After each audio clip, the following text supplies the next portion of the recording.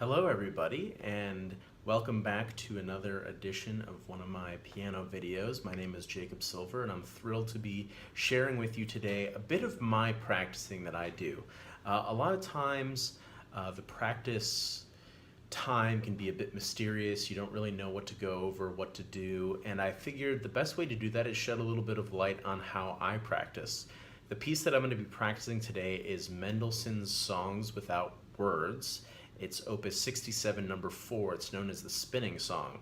Now, the goal of today's video is not so much to show you a specific technique about the piece, but rather focus on a specific passage. In this instance, in my score, it's measured 10 through 16.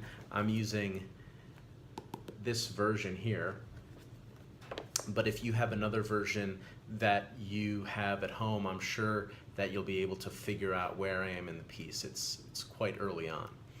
And what I do is break down some of the things that I think about during the practice time, and hopefully show you some tips that you can use in your own practicing. Some of the terms that I'm using today, again, is from the Taubman approach, pioneered by Dorothy Taubman and continued on by Edna Galansky, John Bloomfield, and some of their colleagues at the Galansky Institute, and I encourage you to find out more about that. And if you're interested in finding more about the Taubman approach, I am available for lessons, and I can go over all of those techniques in detail with you.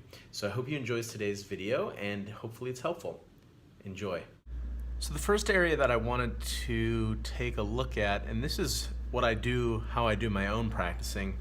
I'm at a point in this piece where I have most of the choreography into my hands. I can play it through, but I want to go over some of the trouble spots. Now, I don't know what edition of the score that you have at home, but I think if you are familiar with the piece or just look at the music, you can follow along. This is measure 10 and 11 in my score.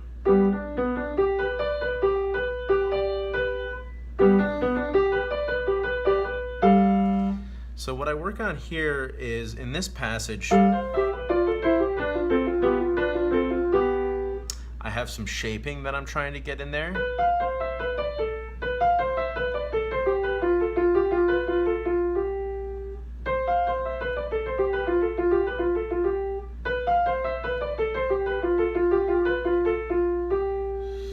Also, so I'll put the shape into my right hand, I'll see how it feels, and then I'll try to do it both hands together, leading up into it.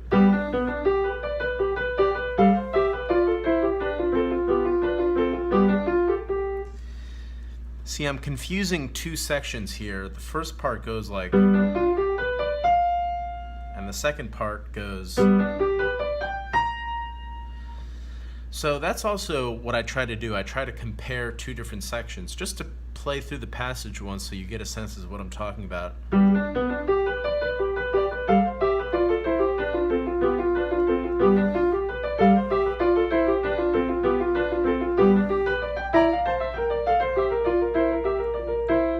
So I like comparing the two moments. The first one is, the second one is.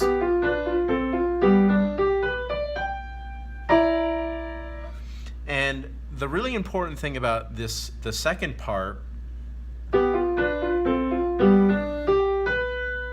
is that my 2 immediately rotates over my thumb, and I'm at the B. And then I want to make sure that my right hand, after I play this part, is immediately in place. So those are some of the things that I try to think about when I'm practicing through a piece that I'm working on.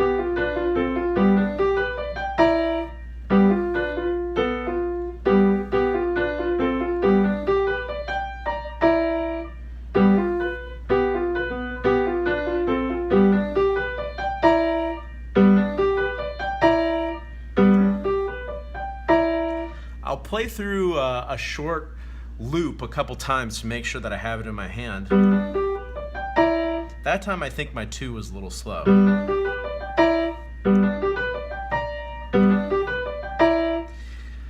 And I also have to make sure, if you see where my 5 is when I play the 2, it's over the F, but it needs to eventually play an E right after that.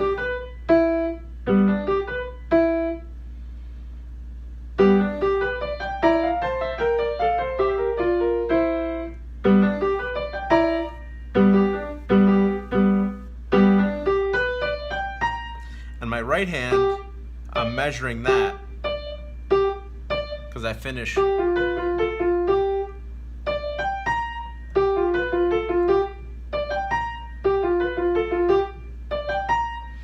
One thing that I really think about in that section is I play the 2 and then I'm immediately to where I need to be next. And I use the 2 as a staccato active moment to get immediately to the right.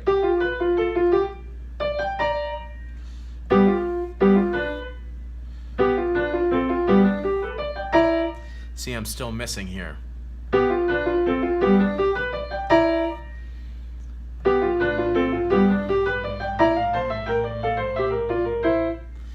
Now I'll go back to the first section and compare the two.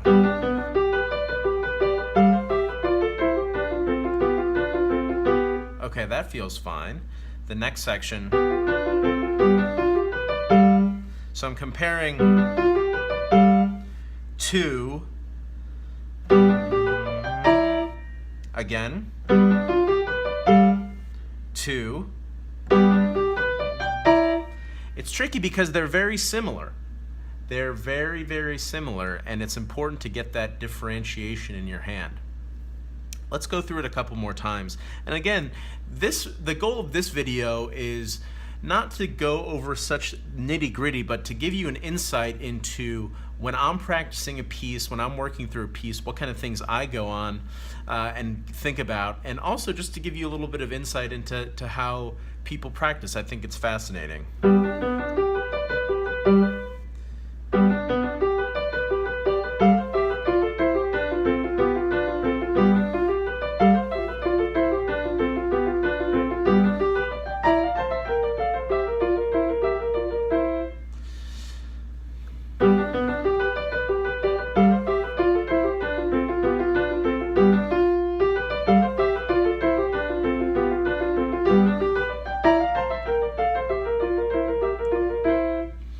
So this is measure 10 to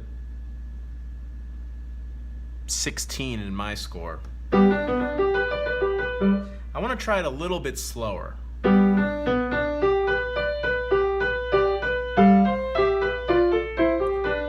Feel the shape. Again, the shape. Get there in time. That pass through, I think this moment was a little sluggish. The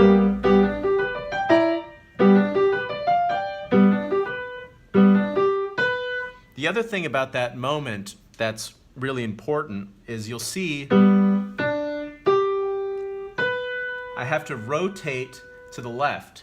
Even though the note I'm playing, G, and then a B, is to the right of the note, because I'm rotating over my thumb, the rotation throws me back over to the left.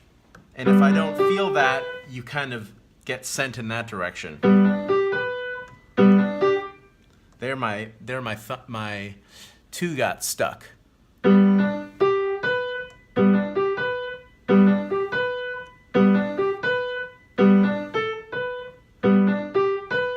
I also have to move my arm over because I'm comparing this position to that position. So you see my arm is here, and then it's here.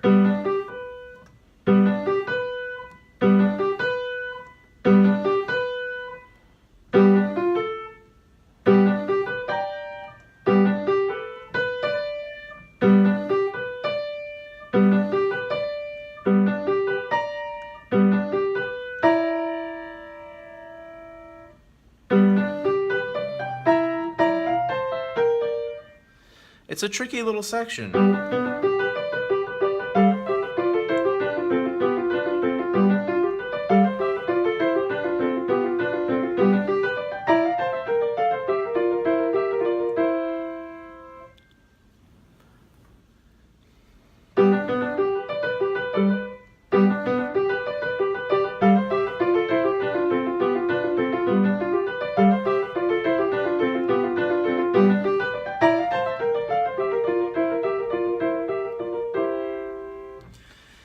So that's just a mini look into one section of the piece. Again, this is Mendelssohn's Song Without Words, Opus 67, number 4. This is known as the spinning song. And I hope this little practice log was helpful. If not, let me know in the comments and I can go over something else. Hope you enjoy.